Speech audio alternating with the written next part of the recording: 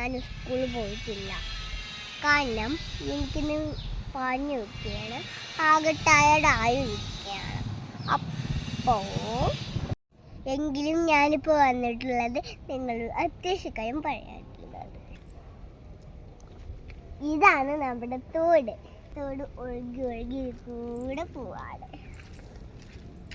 ആ കുളം മാത്രമല്ല, ഈ കുളം കൂടി ഉണ്ടേ. ഈ വേഴ് സ്ഥലം കാണിച്ചത് ഇതാണ് നമ്മുടെ വേഴക്കുളം.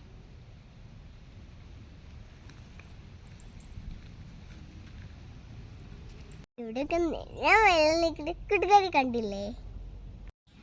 ഇവിടെയൊക്കെ കൂട്ടുകാർ നിറയെ വെള്ളം നിൽക്കുന്നത് കണ്ടില്ലേ? എൻ്റെ കൂട്ടുകാരൊന്നും ഇങ്ങനത്തെ കുളത്തിലോ തോടിലോ ഒന്നും കളിക്കാൻ പാടില്ല.